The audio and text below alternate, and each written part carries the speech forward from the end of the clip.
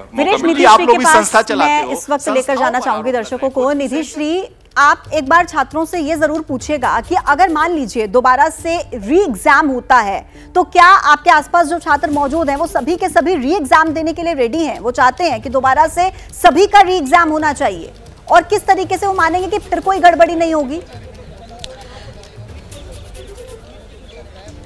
Students के parents मेरे साथ इस वक्त मौजूद हैं और सीधा मैं इनसे ही सवाल करना चाहूँगी कि री एग्ज़ाम स्टूडेंट्स क्या देने के लिए तैयार हैं? नहीं, री एग्ज़ाम जो 1560 का बोला गया है उसमें कुछ हम लोग संतुष्टि नहीं है। अगर आपको कराना है तो कम से कम 500-600 नंबर के ऊपर वालों को री एग्ज़ाम करा दें तो कम से कम क्लियरिटी हो जाए। जैसे क्या नाम IIT वगैरह का होता है ना, एडवांस वगैरह का 2 बार होता है, तो यहाँ पे आपको पेरेंट्री में शंका जो हुई है कि आपके यहाँ घोटाला है, यानी कि चीटिंग हुई है पेपर लीक के द्वारा, तो आप 600 के ऊपर दोबारा पेपर करवा दीजिए, क्लियरिटी हो जाएगी। जो भी गलत लोग हैं वो 600 के ऊपर ही पाए जाएंगे, वो सब। मेरा यही कहना है, तो जो 500 से ऊपर नंबर है उसको करा लिया जाए। लार्ज रूप में कोई कंप्लेन भी नहीं कर सके, तो मेरा 500 था, मेरे नहीं लिया गया, इसलिए 500 से ऊपर है उसको करा लिया जाए, री एग्ज़ाम करा लिया जाए फिर दोबारा।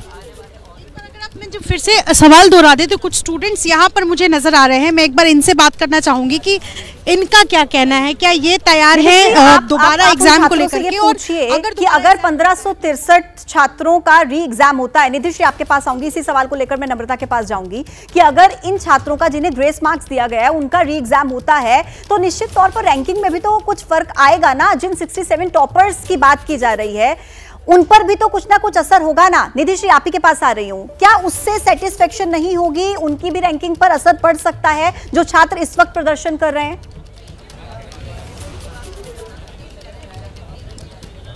जिनके ग्रेस मार्क्स को लेकर के सवाल उठ रहे हैं, क्या उनके प्रदर्शन पर भी असर होगा? और आप लोगों को इससे क्या होगा? मतलब आपसे अगर मैं बिल्कुल सिंपल शब्दों में समझना चाहूँ तो ये जो ग्रेस मार्क्स वाला मुद्दा उठाया गया है, इससे कितना आप लोगों को लगता है कि अच्छा असर पड़ने?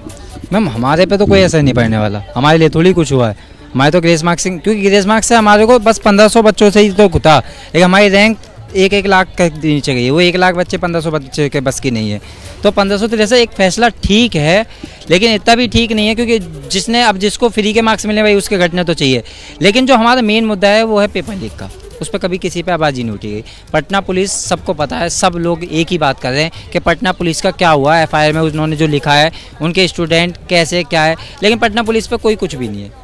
कुल मिलाकर सुप्रीम कोर्ट का जो कहना है उससे आप लोग बिल्कुल भी संतुष्ट नजर नहीं? मैम, बिल्कुल भी संतुष्ट नहीं है कि पूरी तरीके से सबके लिए परीक्षा दोबारा। हाँ, सबके लिए हो, कोई बात नहीं ना। अब जिसने मेहनत से करा वो तो अब भी ले आएगा। में जो गिरफ्तारी हुई, पेपर लीक के सबूत मिले, उनका क्या हुआ? शशांक से सीधा मेरा यही सवाल रहेगा। शशांक, बार बार यही सवाल उठ रहा है कि गिरफ्तारी तो हुई ना, सबूत तो मिले ना, तो फिर क्यों क्लीन चिट दे दी गई? क्यों कहा गया कि पेपर लीक नहीं हुआ?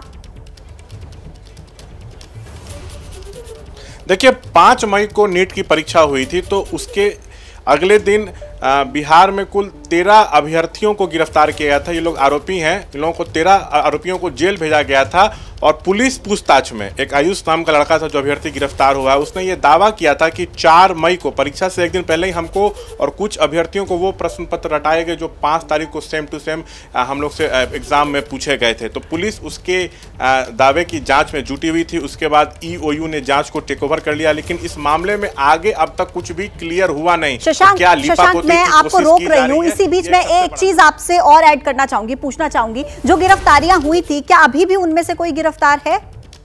सलाखों के पीछे है कोई? बिल्कुल, देखिए उसमें 13 अभ्यर्थियों को जेल भेजा गया था, वो सभी जो हैं अभी जेल में ही हैं और EOU इस मामले में आगे की जांच कर रही है। और मैं आपको इस मामले में एक प्रेस रिलीज दिखाता हूं। पुलिस ने जिन 13 अभ्यर्थियों को जेल भेजा था, वो आरोपी थे, उसका प्रेस रिलीज भी बाकायदा जो है वो जारी किया गया था। मैं कैमरे पे वो आपको दिखाता हूं, ये देखिए, ये सभी वो उनके नाम। और ऐसे में सबसे बड़ा सवाल यही बना हुआ है कि आखिर जब गिरफ्तारी हुई, अभी भी जेल के अंदर हैं, जिन पर आरोप लगे, गिरफ्तारियां हुई, उसके बाद आखिर कैसे क्लीन चिट दी जा सकती है? जांच क्यों नहीं हुई? इंतजार क्यों नहीं किया गया? सीधे क्लीन चिट कैसे? आप चारों का बहुत धन्यवाद मेरे साथ जुड़ने के लिए, छात्रों से बातचीत करने के लिए।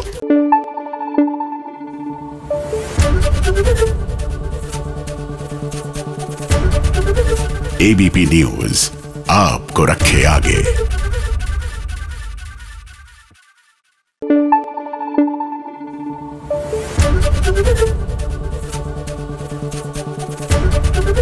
एबीपी न्यूज आपको रखे आगे।